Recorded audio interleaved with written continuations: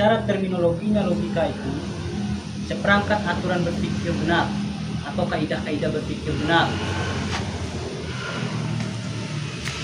Perangkat aturan berpikir benar. Jadi logika itu mengantarkan kita pada berpikir yang selalu benar.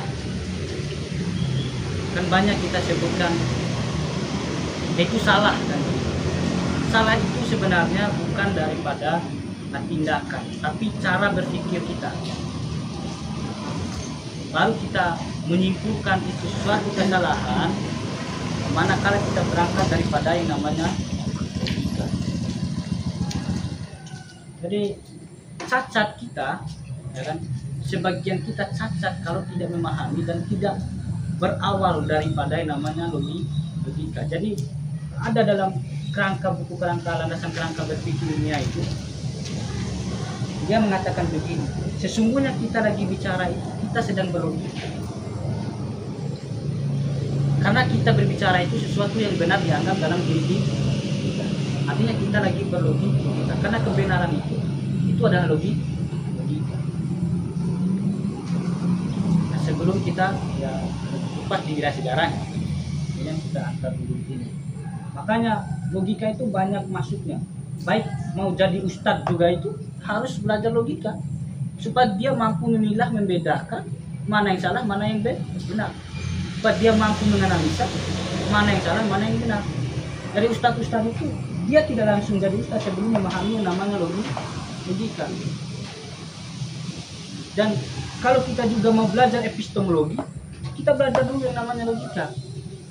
Ini adalah sebagai pengantar, artinya pintu pertama untuk menuju pada pengetahuan supaya kita tahu pengetahuan benar dan salah.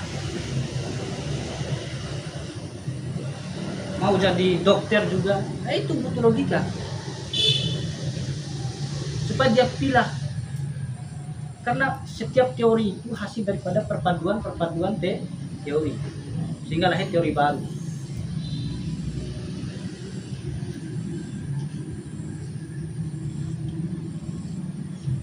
Nah, itu secara terminologinya itu membahas tentang berpikir benar. Jadi pertanyaannya bagaimana dengan tukang ojek itu? Ya kan? Yang saling tabrak, ya kan? Yang tabrak tiang, yang tabrak jalan itu bagaimana? Apakah dia berpikir benar atau tidak di situ? Kita kendaraan motor itu perlu juga berpikir, ya kan? Baru tahu jalurnya yang benar.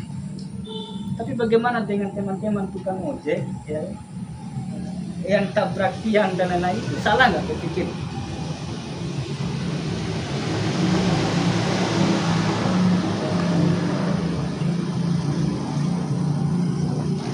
Salah berpikir, ya. Karena mereka itu sebenarnya bukan salah berpikirnya, tapi lalai untuk berpikir. Kan bisa juga kita ada di sini tapi pikiran kita itu ada di Jakarta.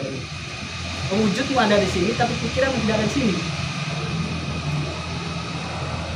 Atau dalam bahasa dalamnya itu bahasa ya kita kaitkan dengan bahasa para filsuf itu, filsuf Islam, ragamu bisa ada di sini tapi jiwamu tidak ada di sini. Ada jiwa merasa, ada jiwa yang berpikir.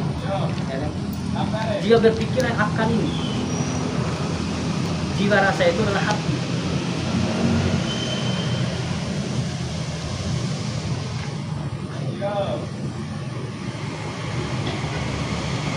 Jadi tukang ojek itu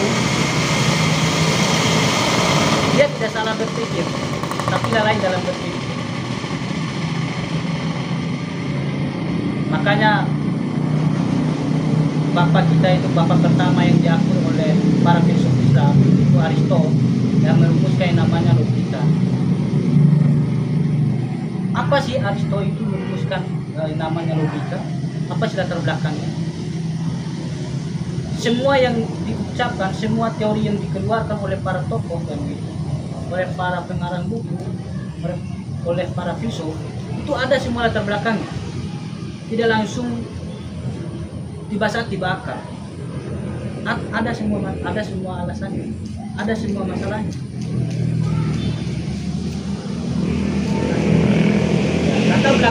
kita akan kupas tentang sejarahnya ini. Bagaimana Aristoteles merumuskan. Latar belakangnya itu mulai daripada perdebatan para filsuf alam pada abad klasik.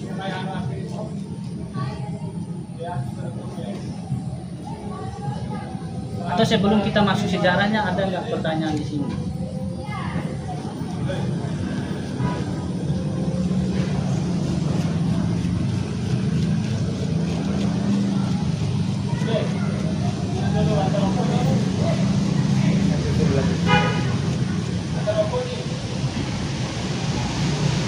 Sejarahnya itu mulai daripada perdebatan pemikiran daripada filsuf alam.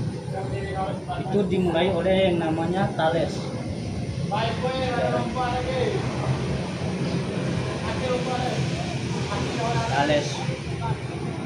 Thales ini berguru pada siapa? Itu berguru pada muridnya Nabi Ibrahim. Dia berguru pada murid Nabi Ibrahim. Sebenarnya yang pertama kali menggunakan logika itu adalah Nabi Ibrahim, tapi belum dirumuskan menggunakan teks, no? Karena belum ditemukan mesin ketik. Thales ini belajar dengan awal mula pertentangan pemikiran, mulai daripada tentang sumber kehidupan. Mereka mengkaji tentang sumber kehidupan makhluk hidup, baik itu manusia, hewan, tumbuh-tumbuhan. Mereka di mana sih sumber kehidupan? Itu yang memotivasi Thales ini, sehingga dia menyimpulkan atau dia melahirkan sebuah teori yang namanya sumber kehidupan itu berasal dari air.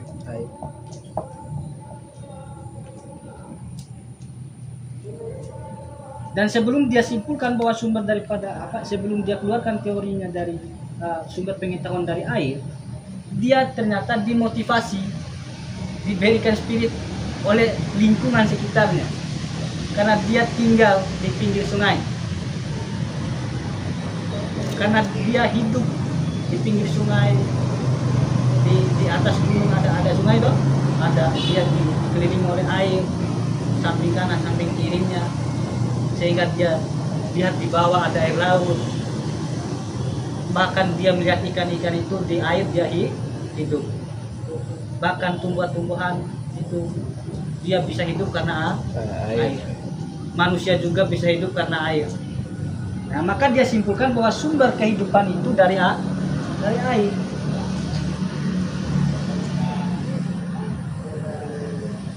Itulah latar belakang sehingga Thales dia akan menyimpulkan bahwa sumber kehidupan dari air. Nah, pemikiran Thales ini itu dibantah oleh muridnya yang namanya Anaximandros.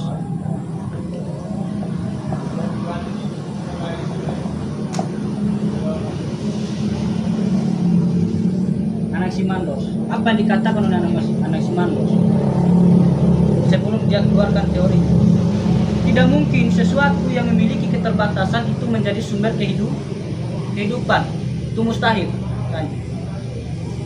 Dan tidak mungkin sesuatu yang ada di dunia, di bumi, ya kan, menjadi sumber kehidupan.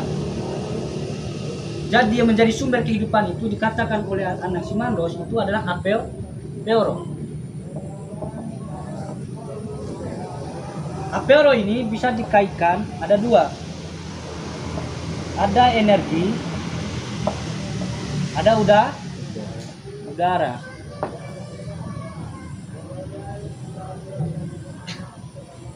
Bahwa yang menjadi sumber kehidupan kata Anaximandros itu harus di luar daripada bumi.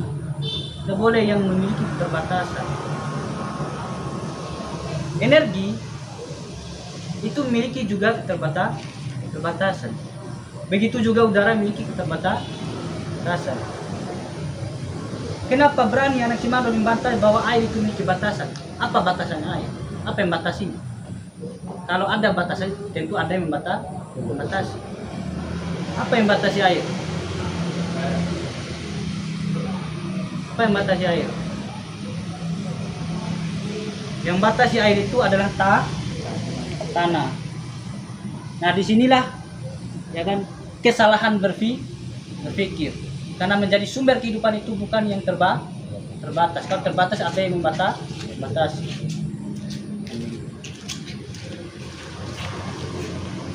Nah, lalu dibantah bahwa energi lah katanya Anaximandos tidak memiliki keterbatasan ataupun udara. Nah, pernyataan Anaximandos itu dibantah oleh siapa? Oleh Anaximenes.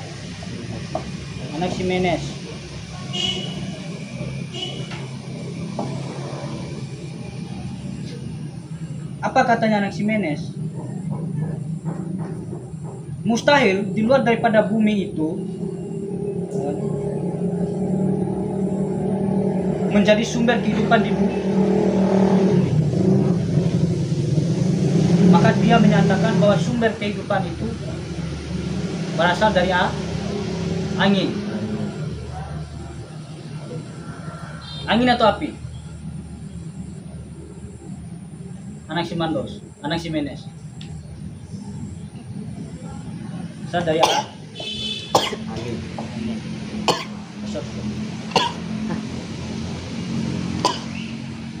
Karena anginlah yang tidak ada batasnya. Nah, jadi bantahan ini menunjukkan ini adalah kesalahan berpikir daripada Anaximandos. Inilah yang melatar belakangi nanti Aristoteles merumuskan logika kaidah berpikir benar.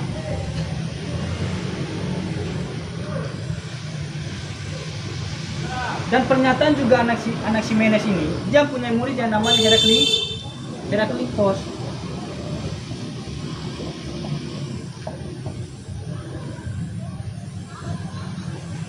Jadi sama seperti Thales tadi, bahwa menyatakan semua ini sehingga mengeluarkan teori ini ada latar belakangnya, bahwa hidupnya dikelilingi oleh dan melihat setiap hari itu ada angin yang dia rasakan, dan itu ada udara yang dia hirup toh. Nah ini yang latar belakangnya sehingga mengeluarkan teori angin, air, angin, udara sampai ke api. Heraklitos membantahnya, angin itu memiliki batasan, tidak mungkin menjadi sumber kehidupan. Heraklitos membantahnya, menunjukkan bahwa ini kecacatan berpikirnya Anaximenes, ya kan? Karena tentu yang menguasai menjadi sumber kehidupan itu tidak mungkin memiliki keterbatasan. Artinya masih bergantung pada yang lain, begitu. Dia masih membutuhkan pada yang lain. Heraklitos membantah bahwa angin itu memiliki batasan. Kira-kira apa batas? Apa yang membatasi angin?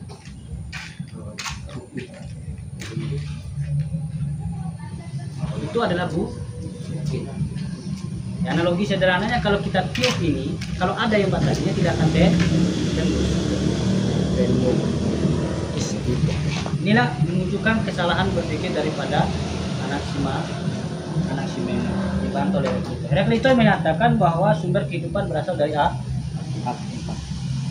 api atau matahari.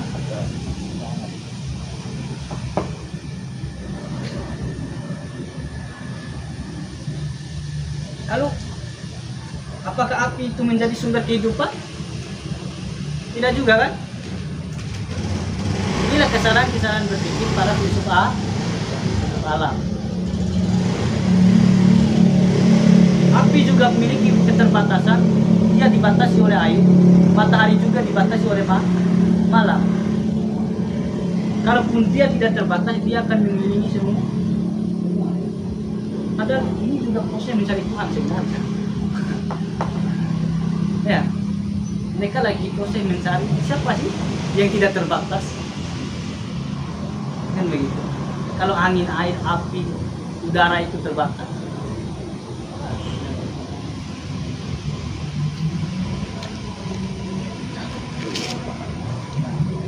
Pernyataan-pernyataan ini sudah salah semua. Maka muncul yang namanya, sudah masuk yang namanya, kita singkat aja, sudah masuk yang namanya abad skolastik. Bagaimana abad gereja itu menguasai segala lini. Masuk abad skolastik, ini Heraklitos memiliki murid yang namanya Parmenides. Ini turunannya. Ya.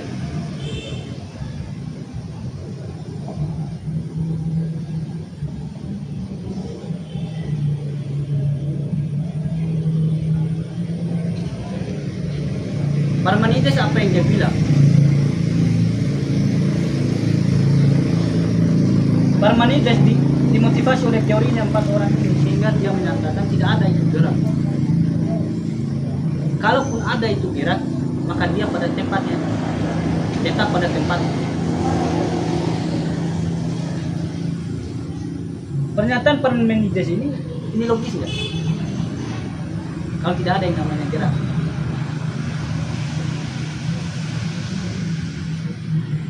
Bisa, itu ada dua, itu masuk kata mungkin antara iya dan tidak,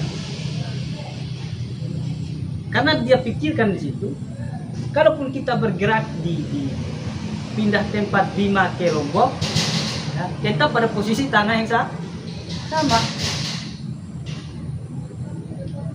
Pindah tempat kita ke Makassar tetap pada posisi yang sama. Padahal ini adalah itu adalah ageran itu sendiri. Ada ageran oksigen, ada ageran kita. Tapi nanti kita jumpa di. Dan pernyataan inilah dilanjutkan oleh murid yang namanya Zeno.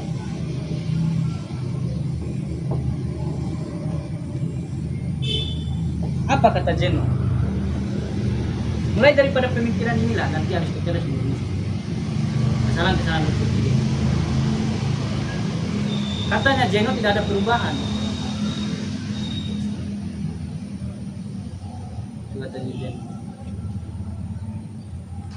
Sama kayak katanya gurunya ini Parmenides. Kalaupun ada perubahan, ya tetap pada posisi yang sama.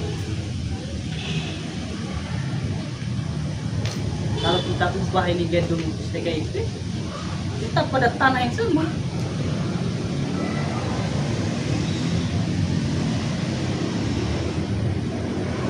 Ini termotivasi pada pernyataan gurunya. Dan inilah kita itu manfaat belajar gabung, bisa kita tahu arah-arah pemikiran manusia ini. Kalau pemikiran Syekh Ahmad itu dia pakai arah pemikiran siapa? Kalau pemikiran kamu mengeluarkan teori itu, pemikiran siapa yang kamu sintesiskan? Kalau kamu antitesa kan pakai pemikiran siapa? Dan turunannya lagi ada yang namanya Georgias. Itu masuk tokoh Kamsok ini. Coba. Georgias juga itu termotivasi daripada kalimat gurunya. Apa katanya Georgias? Tidak ada itu kebenaran. Untuk Georgias dengan Protagoras. Georgias dan Protagoras.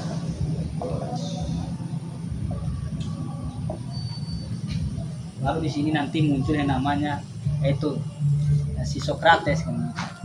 Sokrates, baru Plato, nanti kita jumpa di sini, baru Aristoteles. Kalau lu turun ke filsuf Islam ada Al-Farabi,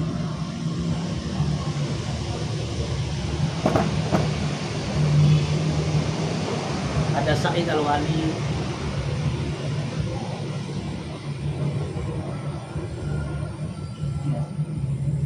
Begini kan. Said Al-Ais nih. Pokoknya Said Al-Wali baru itu yang namanya Ibnu Sina. Itu turunnya. Ini cara-cara pemikiran. Apa katanya Georgias? Georgias mengatakan tidak ada yang namanya kebenaran. Kalaupun ada kebenaran, kalaupun ada itu benar, maka sulit kita pahami. Kalaupun bisa kita pahami, maka sulit kita ucapkan. kalaupun kita bisa mengucapkannya, maka sulit kita membuktikan bahwa tidak ada kebenaran. Sedangkan Protagoras menyatakan itu benar, semuanya benar. Ini dibantah juga oleh murid. Semuanya benar. Ini tokoh Sofi. Bang Sofi.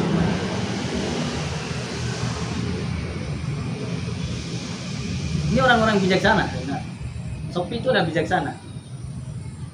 Nanti bapaknya, inilah nanti yang merumuskan filsafat.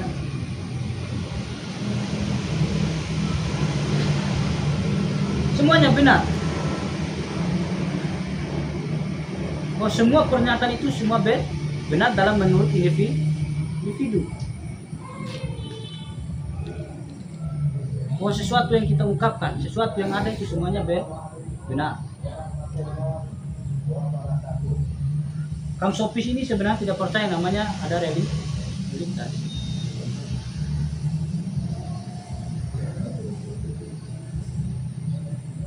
Baru hadir yang namanya Sokrates. Udah masuk pada abad 11 toh. Baru hadir yang namanya Sokrates. Sokrates dulu belum dikenal. Kita singkat di situ ya. Nah, sebelum masuk ke Sokrates ada pertanyaan tadi.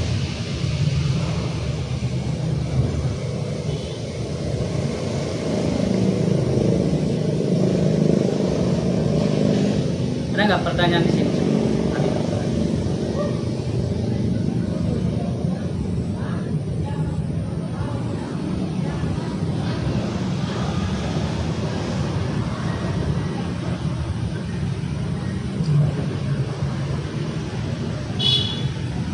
Belajar, jangan sama-sama belajar. Saya mengajar ini adalah belajar.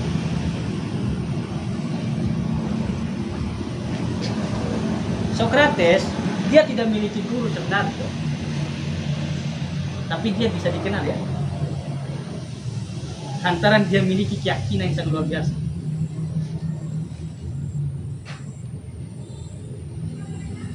Sampai dia dihukum mati itu, dipaksa minum racun, di sidang di pengadilan, karena kaum Sofis masih menguasai gereja pada itu, masih menguasai pengadilan.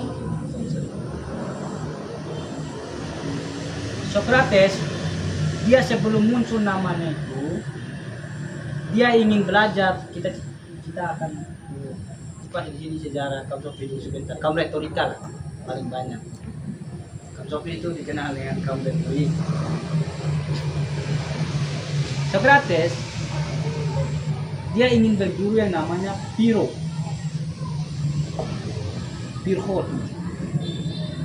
Pyrrho ini adalah tokoh Sofis. Bahkan dia sampai bertentangan dengan Aristoteles. Ini dalam latar belakangnya sehingga dia umum dan ironika. Ada cara-cara yang berpikir daripada filsafat gitu, itu salah semua sih kalau tidak lagi. Nanti Bapak Aristoteles sebagai bapak pertama.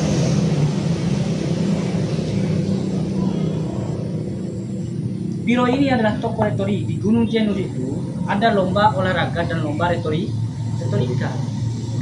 Lalu dihadiri oleh Sokrates, Zeus di Gunung Zeus. Jadi mereka anggap itu adalah dewa. Tapi Sokrates tidak percaya itu terhadap dewa Zeus, bahwa gunung itu memiliki kekuatan. Kena anggapan Sokrates tidak mungkin ini gunung memiliki kekuatan, pasti ada kekuatan eksternal, kekuatan di luar daripada dirinya.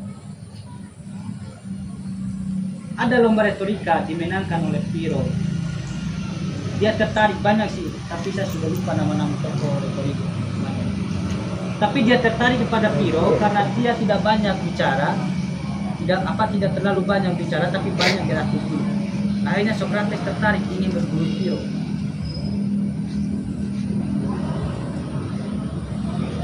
Kata Pyrrho bahwa Sokrates ini gurunya, kata Pyrrho kau bayar dulu kan itu, kasih dulu gue baru kau bisa belajar sama saya. Nah. Lalu Sokrates tidak memiliki uang tuh, demi peluang akhirnya dia belajar mengajak dialog, belajar seperti kita ini, belajar sambil diskusi, dialog bersama tentang keadaan-keadaan yang ada di sekitarnya. Nah, oleh karena orang tertarik belajar dengan Sokrates, masyarakat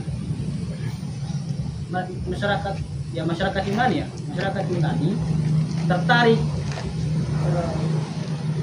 belajar dengan Sokrates karena Sokrates tidak butuh bayar. Hanya banyak sekali, hanya pendapatan para kaum sofis itu kurang, tidak dapat lagi mereka cuan karena tidak ada lagi orang yang mau belajar sama mereka, karena sudah ada yang mengajarkan gratis walaupun sambil sambil oleh karena banyaknya masyarakat Yunani belajar ke Sokrates, lalu ini iri para tokoh sofis ini, iri karena kurang pendapatannya. Ayat difitnahlah Sokrates, difitnah dengan bahwa Sokrates itu mengajarkan tentang kesesatan. Seperti kita ini bid'ah, seperti ustaz ini mengajarkan tentang bid'ah itu kan, mengajarkan tentang kesesatan, bahwa Sokrates kan tidak percaya dengan dewa Zeus. Difitnahlah, lalu dipanggillah Sokrates, diberikan hukuman. Tapi sebelum dia mati itu dia mengucapkan begini,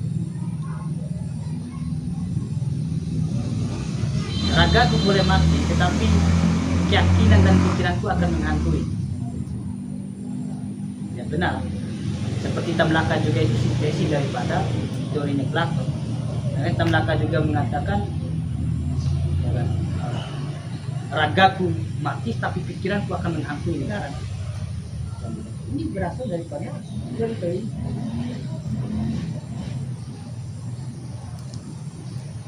Ada daripada ini kan kesalahan berpikir toh para kaum sofis ini. Kan tuduhan kan itu belum punya bukti bahwa Sokrates benar nggak mengajarkan kesesatan. Nanti baru masuknya 5B+1H, ya, baru ke prinsip-prinsip logika itu turunannya.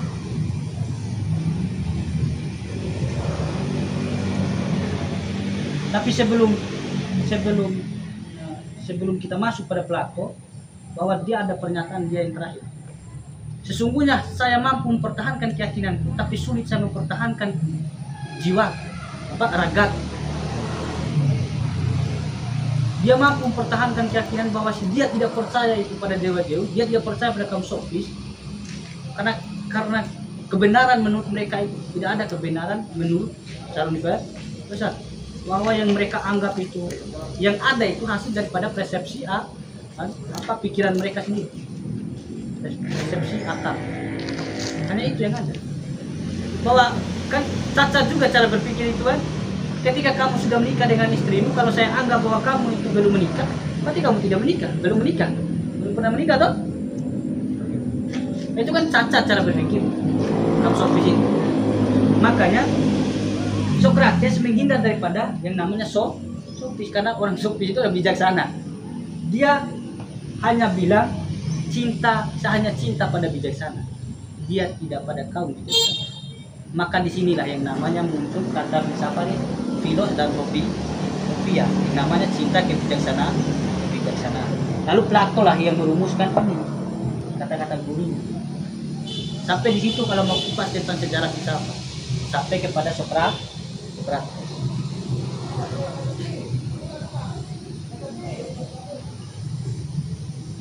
Itu awal mula daripada kata filsafat. Kalau mau bawa teori filsafat, sejarah sampai di Sokrates.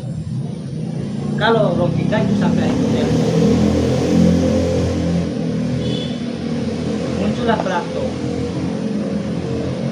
Plato itu kan dikenal sebagai bapak ide, kalau kan? Dia teorinya yang terkenal itu alam archetype. proses peringatan kembali. Bahwa semua yang ada ini itu karena semua yang terjadi di alam yang kita hidup, di alam kita hidup ini.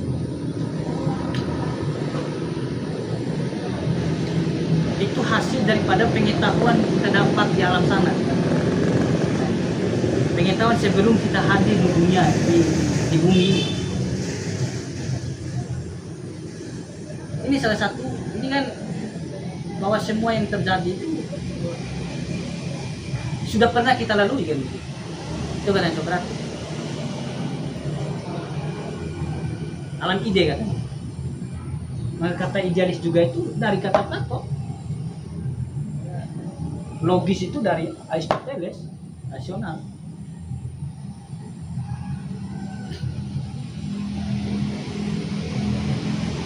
Jadi dia juga pernah melanjutkan ini teorinya gurunya. Dia pada umur 18-17 tahun gurunya mati. Dan dia juga membangun pendidikan filsafat pertama. Sokrates, Plato. Di Athena kalau tidak salah ya. Di Athena. Dia bangun sekolah filsafat. Dia punya murid itu banyak tokoh kiri. Kaum materialis. Dia punya pemikiran Plato. Kalau Aristoteles banyak tokoh dari filsuf DTP. Dia melanjutkan bahwa belajar itu tidak harus di dalam ruangan. Belajar itu di luar ruangan. Bahkan Sokrates melanjutkan bahwa bahkan Aristoteles melanjutkan bahwa belajar itu sambil berjalan. Artinya tidak perlu di dalam ruangan. Banyak kok dulu mahasiswa sebelum juga masanya Soeharto ini kan kita belajar di luar kan begitu paling banyak. Sampai mahasiswanya di DO kan. Karena membaca kondisi-kondisi negara terjadi. Ini dia pakai teori ini. Kalau kita mau baca itu. Kira-kira buku mana yang tidak ada nama Sokrates dan Aristoteles ini? Nah, bicara tentang politik ada, negara ada. Cuman tokoh-tokoh di bawah, para pemikir di bawah itu, dia sintesiskan dengan menurut para filsuf ini. Nah, inilah alam ide lah yang salah satu motivasi bahwa Aristoteles itu mengatakan kebenaran itu sesuai dengan ide dan realitas. Kan logis ini. Dan sebelum kita masuk pada kebenaran sesuai dengan realitas, kita ceritakan dulu tentang Piro ini. Piro itu tokoh Sophie dan kawan-kawannya. Ada penjajahan dulu. Penjajahan Romawi terhadap Yunani. Jadi orang-orang Romawi dulu menguasai Yunani, baik wilayah kepemerintahan, pertanahan dan lain-lain. Jadi setelah ditaklukkan kembali oleh orang Yunani, maka orang yang Yunani ini saling merebut yang namanya tanah. Karena orang Romawi sudah tinggalkan ini negara Yunani. Saling merebut ini dibayarlah tokoh-tokoh Sophie ini sebagai pengecaranya, kuasa hukumnya. Kan kata-kata tokoh Sophie ini, satu kamu kaya dan ini miskin, punya pengecara masing-masing. Apa katanya? Disidang di pengadilan. Makanya kaum retorika juga itu dikenal dengan mana mungkin. Katanya, yang mulia, mana mungkin yang kaya ini mengambil hak yang lain, orang lain, sedangkan dia sudah memiliki semuanya. Kada mungkin yang mulia. Jadi dulu itu yang bagus retorikanya dialah yang menang. Itu kalau dulu. Padahal itu belum tentu menjadi kebenaran. Indahnya retorika bukan suatu jadi kebenaran. Nah, inilah yang motivasi Aristoteles nanti merumuskan. Yang namanya berpikir benar itu. Karena salah semua berpikirnya ini. Hadir lagi yang miskin. Ya. tapi dia maling juga. Dia yang mulia, dia bayar juga ini. Ya, kan? Padahal kalau dipikir, kalau dia bayar ini kaum Sofi, berarti dia memiliki uang, tapi bukan miskin juga di situ. Nah, ini caca juga cara berpikir sebenarnya.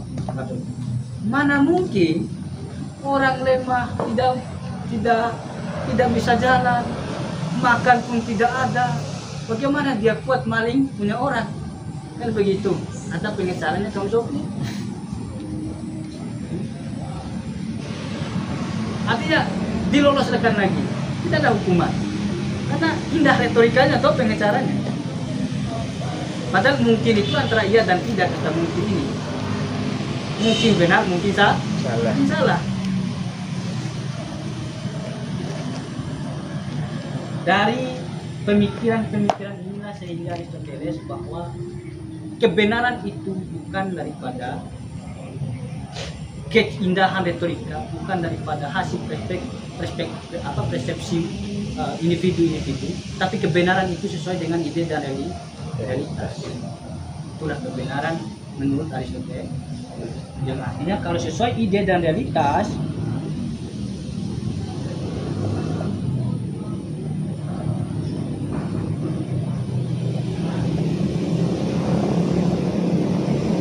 maka akan menjadi pemikir logis. Itu yang namanya logik. Ini. Inilah yang melatar belakangi dari cara berpikir yang salah ini, sehingga Aristoteles merumuskan bahwa kebenaran sesuai dengan realitas, bahwa bahkan yang membentuk ide itu adalah realitas. Ide ini memiliki suatu pikiran atau pengetahuan itu berasal daripada wilayah eksternal. Artinya sebagai instrumen sebagai sumber pengetahuan itu ada pada wilayah eksternal. Jadi sumber-sumbernya itu ada pada tiga, ada indah, ada akal, ada alat instrumen. Sedangkan sebagai sumbernya itu ada pada wilayah alam. Nah, baru sampai kepada ini kita sudah masuk di dalam liganya. Sudah paham nggak sampai di sini? Ada nggak pertanyaan? Paham nggak alurnya?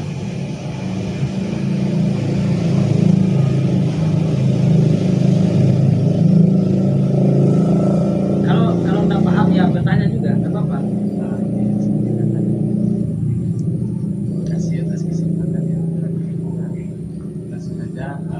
Bagaimana atau apakah yang melatar belakangi sehingga Plato mengatakan bahwa kita ini pernah hidup di alam lain, sehingga kita hidup hadir di dunia ini itu adalah proses peringatan kembali. Kenapa Plato mengatakan hal itu?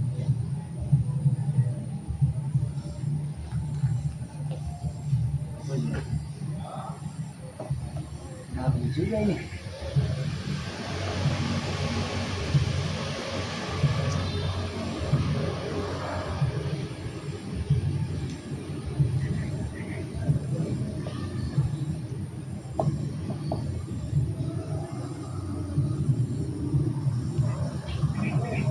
Apa yang melatar belakangi Plato sehingga mengatakan bahwa kita pernah hidup di alam ini dan sekarang kita ada proses peringatan kembali. Ini kan dijelaskan oleh Timothy tadi, tapi latar belakangnya itu bisa dijelaskan. ya, tidak dijelaskan juga. Ini antara mungkin ya, belum juga sebagai kebenaran. Yang dimaksud oleh Plato itu dia juga mengambil pendekatan daripada pemikiran-pemikiran para filsuf ini, bahwa semua yang terjadi ataupun para teori-teori sekarang itu, ya kan, itu hasil daripada proses kita mengingat kembali daripada teori-teori para filsuf. Ini jangan menjadikan suatu kebenaran. Itulah yang melatar belakangi bahwa semua para filsuf sekarang itu hasil daripada proses-proses yang kembali daripada teori-teori sebelumnya. Kan alam lain kan maksudnya. Kan alam lain ini yang dimaksud oleh Plato ini entah dia alam ide. Ya. Kan alam lain. Kan alam ide ini kan dia tidak terlihat toh. Dia abstrak. Dia hanya proses ingatan kembali sesuatu yang terjadi di masa lalu. Cuman saya juga belum baca di situ apakah dia kaitkan dengan belum kita lahir di dunia ataukah memang itu menjadi apakah itu proses ingatan kembali sesuatu yang sudah terjadi. Salah satu sejarah lah. Jadi sedikit materinya. Kemudian Plato mengatakan bahwa kita ini pernah hidup di alam ide. Nah, setelah kita dilahirkan di alam materi, kita lupa semuanya. Dan kita hadir di alam materi untuk mengingat kembali yang terjadi di alam ide. Yang latar belakang Plato sehingga menggunakan teori demikian bagaimana? Itu kan masuk pada pengetahuan dasar toh. Artinya apa? Dan kayaknya yang latar belakangi itu ada dua kan. Ada yang sifat diri, ada yang sifat usul.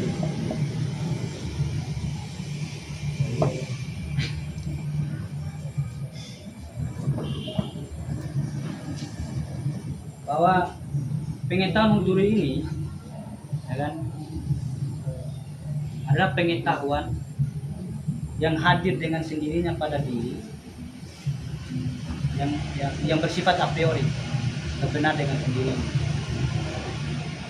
Dia hadir pasca kita lahir juga dia sudah ada di pengetahuan diri.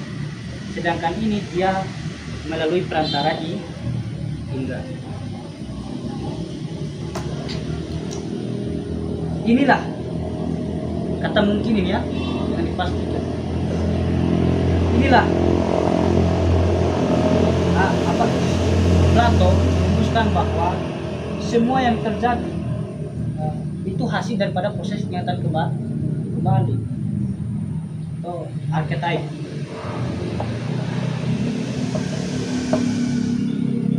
Karena pengetahuan yang hadir dengan sendirinya pasca kita lahir juga. Pengetahuan ini pengetahuan rasa toh. Pengetahuan rasa.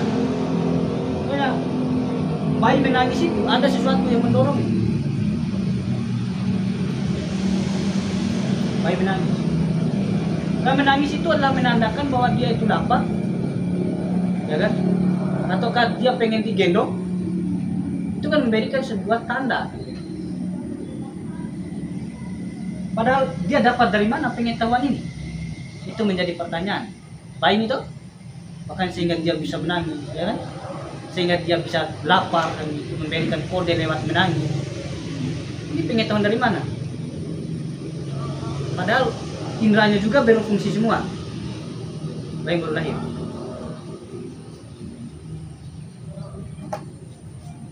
Ini antara mungkin ya. Nah inilah mungkin dia memotivasi Aristoteles bahwa semua yang terjadi itu hasil daripada proses ingatan kembali. Saya juga belum baca juga itu. Ya.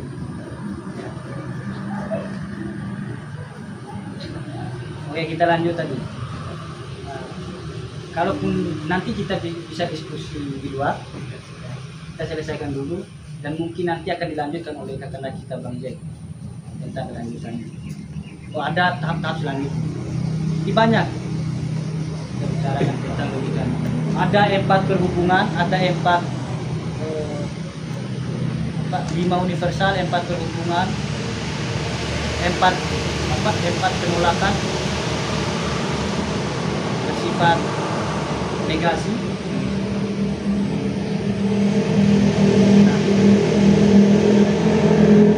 untuk sampai pada berpikir benar, maka kita harus menggunakan yang namanya 5W+1.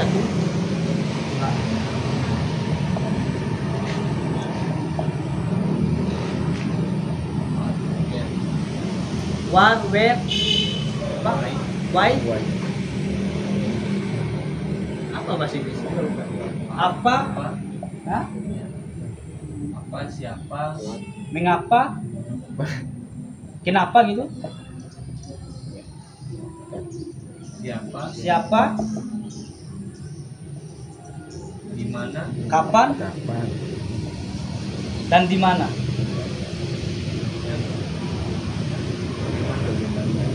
Apa ini adalah kata yang menandakan menandakan bahwa itu apa ya? Apa ini mempertanyakan sesuatu hal. Apa sih itu yang terjadi kan? Kata apa ini menandakan bahwa dia lagi bertanya. Ketika kita sudah bertanya, masuk kata kenapa? Kenapa ini? Apa masalahnya? Kenapa masalahnya? Sehingga itu bisa terjadi. Ini langkah-langkah untuk menuju pada berpikir benar. Dan kita butuh juga yang namanya ini pada wilayah ilmiah. Dan siapa? Ini mempertanyakan subjeknya. Setelah ini sudah terjadi, setelah ini kita sudah ketahui apa yang terjadi, setelah apa yang latar belakang sehingga bisa terjadi, kenapa ini? Lalu kita menanyakan siapa subjek yang melakukan sesuatu.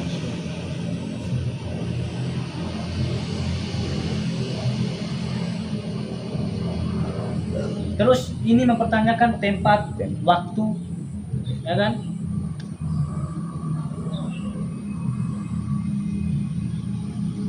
Ini mempertanyakan waktunya. Ini mempertanyakan tempatnya di mana. bagaimana, masih ada yang kurang. Bagaimana?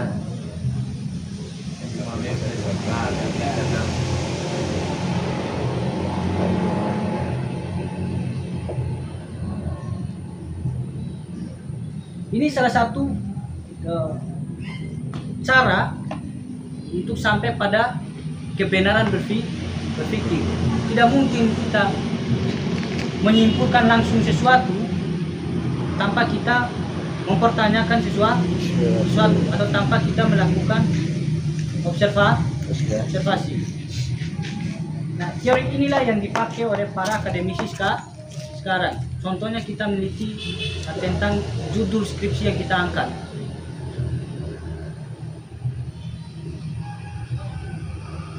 Baru kita tahu itu sesuatu sehingga melahirkan yang namanya suatu nilai benar dan salah. Kalau dalam bahasa hukumnya itu tasdik, dalam bahasa logikanya itu tasdik. Tidak bersifat apa? Tidak tasdik. Tidak bersifat tasdiki. Tasdik ini sudah memberikan hukum benar dan salahnya sesuatu. Setelah 5B+1A maka turun namanya prinsip logi.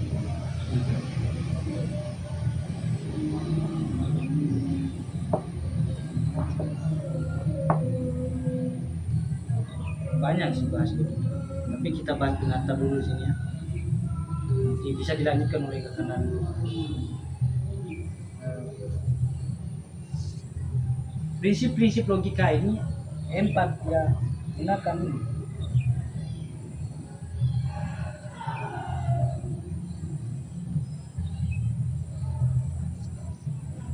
Kontradiksi, apa non kontradiksi?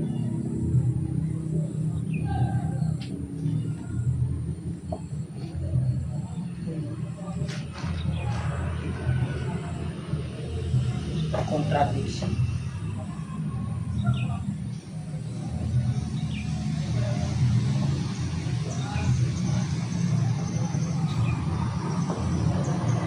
Terus keselarasan.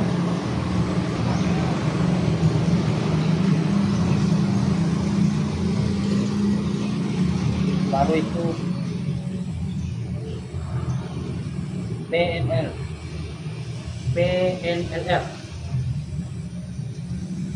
Tapi ini yang terakhirnya ini yang dipakai. non kontradiktoris ini itu bersifatnya A tidak sama dengan A, dan A tidak sama dengan B, Oke. A hanya sama dengan A. Nah, Itu prinsip. Ya, mustaqim tidak sama dengan saya hanya sama dengan saya. oke. Jadi salah tetap salah, benar tetap benar.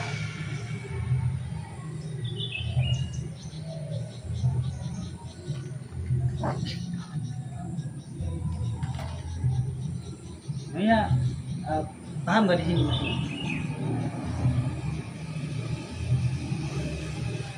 Paham ya yang non kontradiksi.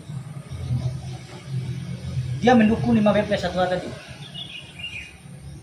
Mempertanyakan pelaku tadi di mana tadi, kan begitu. Ketika waktu itu jam 1.00 maka tidak boleh dengan waktu jam 2.00. Ini yang dimaksud daripada A harus sama dengan A.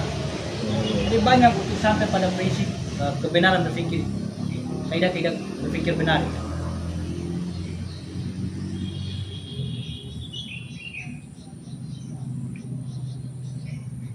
Terus yang kontradiktoris. Yang kontradiktoris itu bagaimana?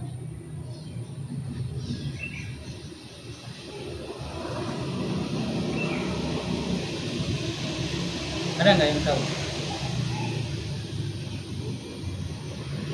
Yang prinsip yang kontradik, maksudnya yang perlawanan, yang tidak bisa ketemu.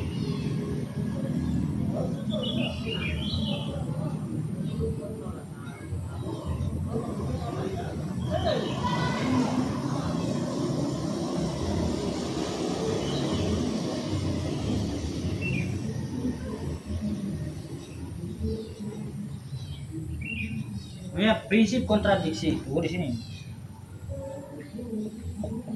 Kontradiksi. Prinsip yang kontradiksi itu adalah prinsip yang posisi yang sama tetapi dia beda tempatnya. Dia tidak sekali rasional. Mungkin alam-alam gaib gitu. Orang-orang tasawuf mungkin bisa.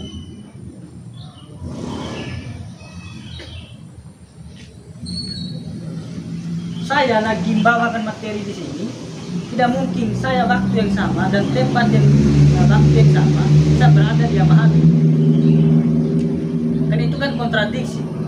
Ketika ada hadir, ya kan, salah satu orang mengatakan bahwa karena tadi barusan saya lihat di sana tuh, itu kan tidak masuk akal, tidak logis.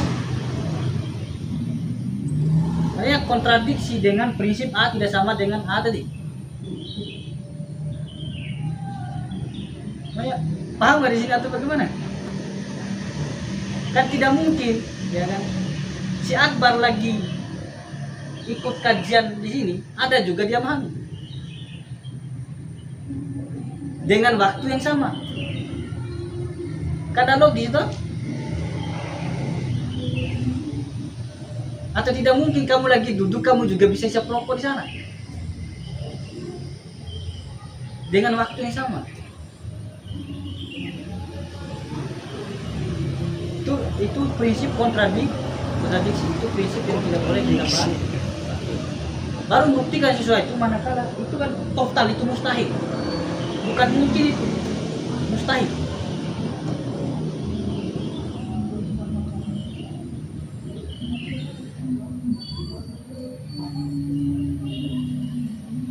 Paham nggak?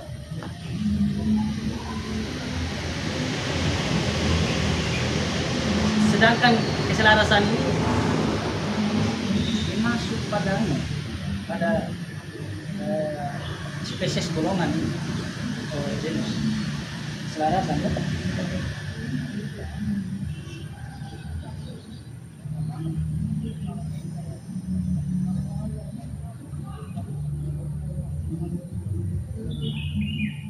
Apa yang keselarasan di sini?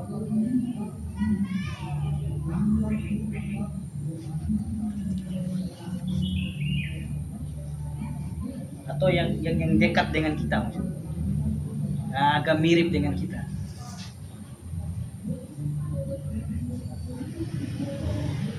apa ya? Ya, yang mirip dengan kita.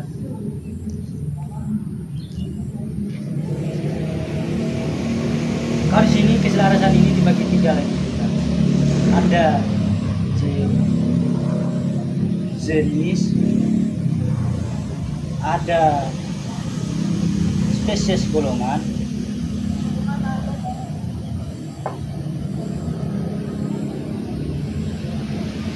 ada diferensi yang ini keselarasan. Jenis ini apa kira-kira yang mirip dengan kita manusia?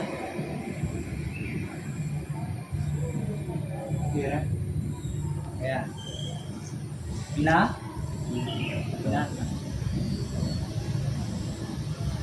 Ini kan mirip dengan kita toh. Dia hidup berkelompok. Dia makan seperti kita.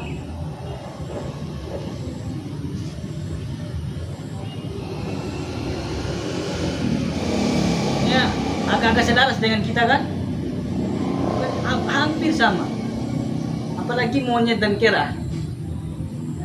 Dia menyusui anak, dia melahirkan, itu kan agak sama dengan kita sebagai manusia.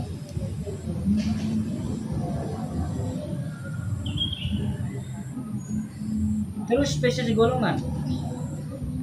Ini ada spesies golongan ini apa yang sama golongan dengan kita?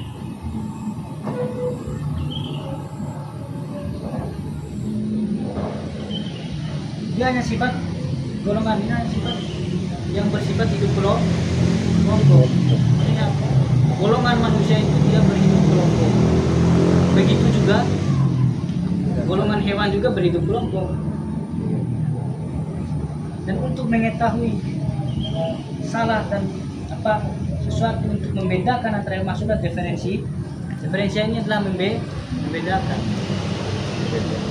antara kita manusia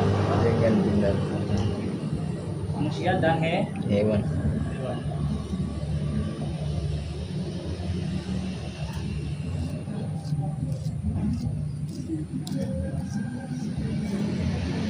Manusia dan cara bahasa umumnya atau proposisi umumnya itu dalam bukunya Senapu Amar udah berlihat gitu kan. Oh, manusia adalah binatang yang lebih. Kenapa itu Hasan Abu Ammar mengatakan begitu? Karena dia membedakan kita dengan hewan lain itu adalah cara berpikir. Kalau kita mengambil pendekatan secara biologisnya, kita kan memiliki otak rasio toh? Rasio. Ini secara biologis. Sedangkan hewan tidak memiliki otak rasio.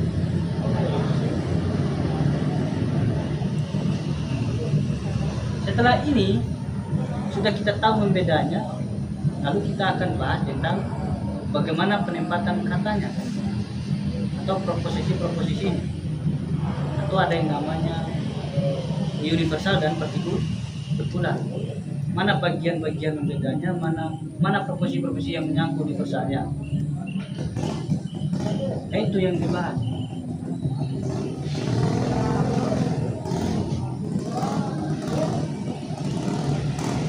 Sampai di sini ada pertanyaan. Hah? Ada pertanyaan nggak?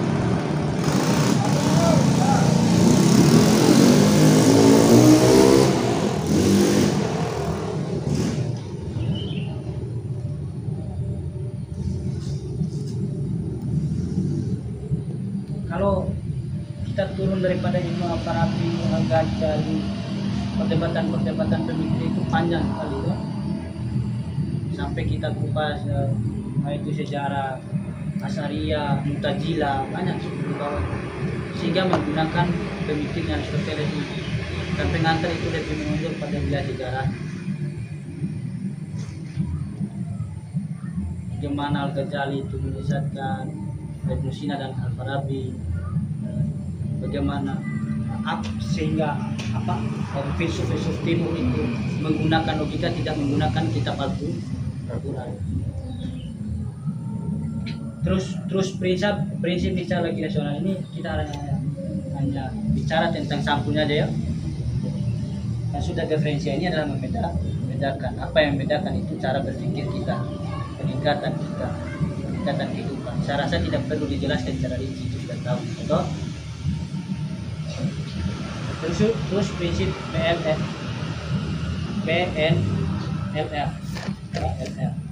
Prinsip misalnya Grisar ini adalah sesuatu yang pasti,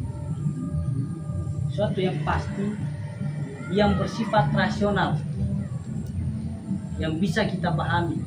Antara penjelasan saya ini sesuai nggak dengan kondisi-kondisi yang ada? Sesuai nggak dengan fakta-fakta yang terjadi? Baru inilah muncul namanya pas di Tasburi itu dalam bahasa logikanya.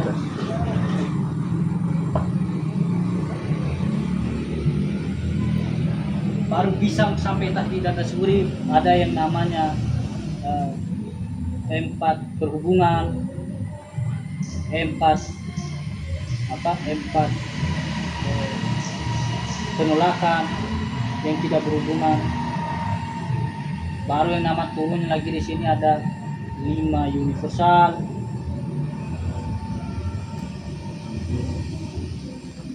Jadi banyak pembahasan logika itu. Baru itu turunnya dalil, turunnya di bawah ini dalil. Dalil itu kata. Baru yang namanya proposisi. Baru yang namanya ada yang sifat partikular, ada yang ini bersama. Baru itu ke silogisme. Jadi pada akhirnya pembahasan logika itu ada 4 deduktif, ini akhirnya kalau bahas logika itu deduktif, induktif, analogi, retorika.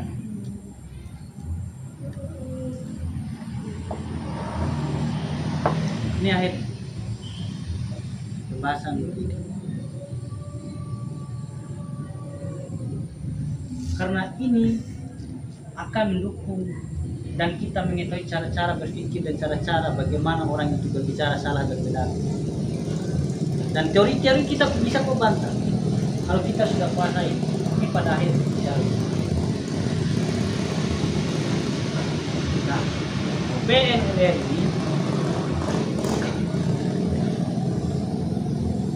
ini sesuatu yang pasti dan masuk akal, ini yang tidak bersifat partikular bagian. Dia ini ada bicara 4 dia. Ada kitab empiris,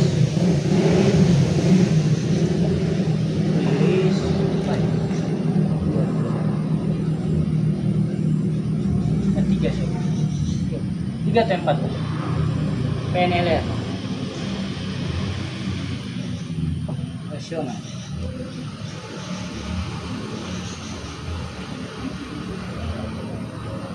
Apa kitab ini menjadi suatu kebenaran secara umum, secara universal? Tidak kan? Tidak boleh dipakai dalam logika. Karena sebagian menganut kitabnya masing-masing. Sedangkan empiris ini juga cacat sebenarnya, dibantah oleh teorinya sebenarnya. Dia menyimpulkan bahwa dia itu mengalami sesuatu, merasakan sesuatu, itu berdasarkan pengalaman semua.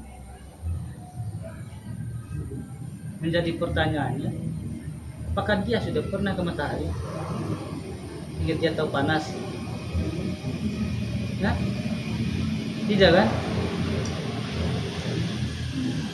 Sehingga dia menyimpulkan bahwa semua kebenaran itu berasal dari iblis. Apakah dia mampu nggak membaca itu 1+1 itu ada nggak bentuk? Ini iblis itu berbentuk materi semua. Ada nggak bentuk? Dan di mana ujung angka itu? Kan hanya gambaran Pak ini 1+1. Cuma dibantah pakai ini tuh iblis. Yang dipakai dalam ujian itu adalah PNLR. Prinsip hierarki rasional. Pasti dan rasional.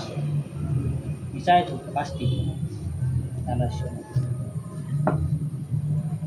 Sesuatu yang pasti lalu bisa dipahami oleh akal yang sesuai dengan realitas.